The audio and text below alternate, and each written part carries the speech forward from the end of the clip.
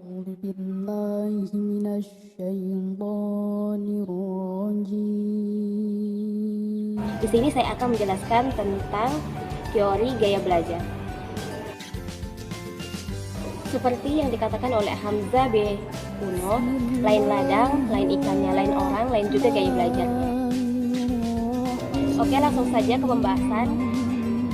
Apa itu gaya belajar? Di sini saya mengambil dari 3 pendapat para ahli. Yang pertama yaitu pendapat Bobby DePorter dan Meg Hernacki. Gaya belajar yaitu kombinasi dari bagaimana seseorang menyerap, kemudian mengatur dan mengolah informasi. Yang kedua menurut Dunn. Gaya belajar menurut Dunn yaitu kumpulan karakteristik pribadi yang membuat suatu pembelajaran efektif. Yang ketiga menurut S. Nasution.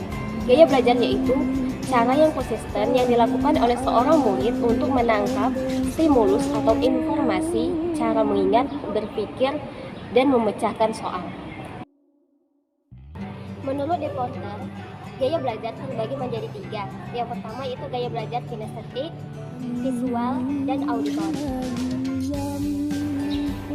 Gaya belajar kinestetik yaitu gaya belajar yang cenderung mudah menerima dan mengolah informasi melalui serangkaian aktivitas yang menggerakkan sebagian atau seluruh anggota tubuh dan mempraktekkan hal-hal yang dipelajari. Ciri-ciri gaya belajar kinestetik ini yaitu yang pertama, berbicara dengan perlahan, yang kedua, menanggapi perhatian fisik, yang ketiga, suka menggunakan berbagai peralatan dan media, yang keempat, menyentuh orang untuk mendapatkan perhatian mereka, yang kelima, menghafal dengan cara berjalan dan melihat, yang keenam, tidak dapat duduk diam untuk waktu yang lama. Gaya belajar kinestetik ini juga mempunyai kelebihan dan kekurangan. Kelebihannya yang pertama yaitu mudah mengingat yang ia lakukan. Yang kedua, dapat membayangkan informasi berdasarkan aktivitas yang mereka lakukan. Yang ketiga, dapat mengikuti instruksi dengan baik. Yang keempat, unggul di bidang praktek. Kekurangannya yang pertama yaitu cenderung sulit memahami informasi jika tidak dipraktikkan. Yang kedua, cenderung lemah dalam hal konsep materi. Yang ketiga, cenderung mudah bosan dan frustasi duduk belajar di dalam waktu yang lama. Yang keempat, menggunakan jari telunjuk saat membaca. Yang kedua yaitu gaya belajar visual. Gaya belajar visual yaitu gaya belajar yang menitik beratkan pada ketajaman penglihatan. Artinya, bukti-bukti konkret harus diperlihatkan terlebih dahulu agar mereka paham. Gaya belajar seperti ini mengandalkan penglihatan atau melihat dulu buktinya untuk kemudian bisa mempercayainya. Adapun ciri-ciri dari gaya belajar visual yang pertama yaitu menyukai kerapian dan keterampilan. Yang kedua, jika berbicara cenderung lebih cepat. Yang ketiga, suka membuat perencanaan yang matang untuk jangka waktu yang panjang. Yang keempat, sangat teliti sampai ke hal-hal yang detail sifatnya. Yang kelima, lebih mudah mengingat apa yang dilihat daripada yang didengar. Yang keenam, tidak mudah terganggu dengan keributan saat belajar. Yang ketujuh, pembaca yang cepat dan tekun. Kekurangan dan kelebihan dari gaya belajar visual ini yang pertama yaitu kekurangannya: 1. Sulit belajar dalam suasana bising. Yang kedua, sulit memahami penjelasan guru tanpa disertai dengan gambar atau bagan. Yang ketiga, terganggu konsentrasi saat melihat tampilan yang menurutnya tidak menarik dan justru jelek. Kemudian kelebihannya, yang pertama yaitu mampu melihat detail dan warna dengan baik. Yang kedua, mampu membaca, mengeja, dan menghafal pelajaran dengan baik.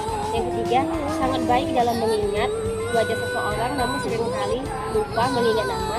Yang keempat, umumnya berpenampilan rapi dan baik. Kemudian yang ketiga yaitu gaya belajar auditori.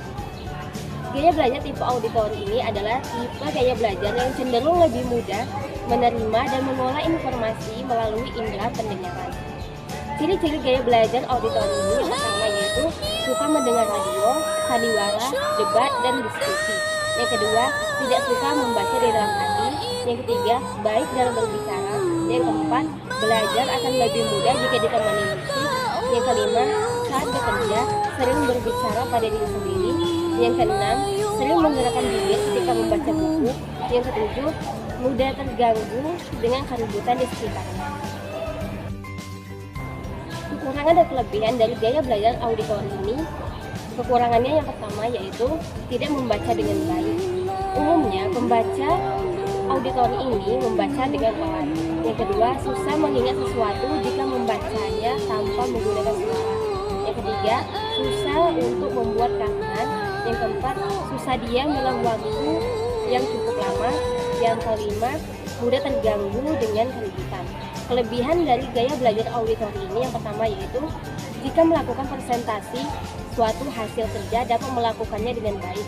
Yang kedua, dapat dengan mudah menirukan perkataan orang lain dalam waktu yang singkat. Yang ketiga, memiliki tata bahasa yang baik. Yang keempat, dengan mudah menghafalkan nama orang lain. Yang kelima, senang berbicara. Mungkin hanya itu yang dapat saya sampaikan. Apabila terdapat banyak kesalahan atau kekurangan, baik itu dalam segi penyampaian atau tulisan, saya mohon maaf. Terima kasih. Saya akhiri. Wassalamualaikum warahmatullahi wabarakatuh.